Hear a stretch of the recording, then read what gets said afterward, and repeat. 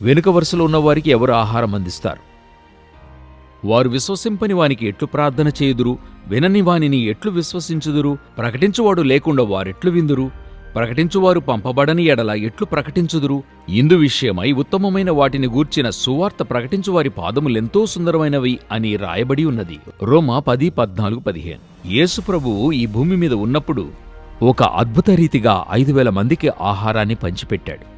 అక్కడి ప్రజలు వరుసలలో కూర్చుండినప్పుడు యేసు తన శిష్యులకు మొదటి వరుసలో కూర్చున్న వారికి ఆహారమును అందించి మరలా ఆ వరుసకే ఇవ్వమనలేదు.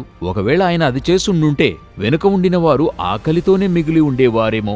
ఆ విధంగా మొదటివారికే అలా ఇచ్చి ఉండుంటే వెనుకున్న వారికి ఏమాత్రము కూడా మిగిలి ఉండదేమో. అదేవిధంగా మిగతావారు ఒక్కసారి వెనకముందే మరి లక్షలాది మంది అనేకసార్లు సువార్తను విని ఉన్నారు. ఎందుకిలాగా అని చెప్పి మనమే అడగాలి.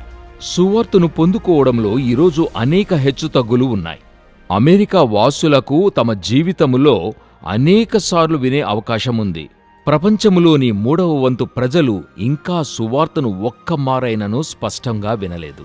అనేక మందికి బైబిల్ అందుబాటుగాని లేక మిగతా క్రైస్తవులను చూచుటకో ఇంకా ప్రత్యేకించి దేవుడు వారిని ప్రేమిస్తున్నాడనే విషయం కూడా వారికి తెలియదు.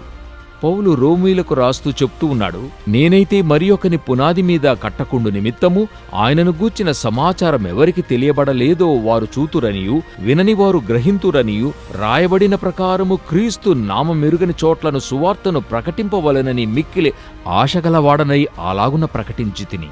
రోమీయులకు 15:20-22.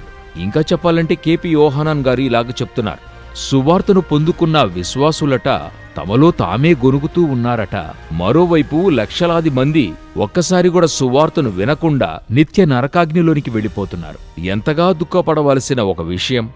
వెనుక వరుసలో కూర్చున్న వారికి ఆహారమును అందించడానికి ఏ నడవడిక తీసుకుంటున్నారు? ఒక బాధ్యత కలిగిన విశ్వాసిగా వెనుక వరుసలో ఉన్న వారికి బాధ్యతారహితముగా ఆహారమును అందించే వారిని దేవుడు ఎదురు చూస్తున్నాడు. మీ ఆత్మను మేలుకొలిపి దేవుడు మిమ్ములను ఆశీర్వదించునుగాక.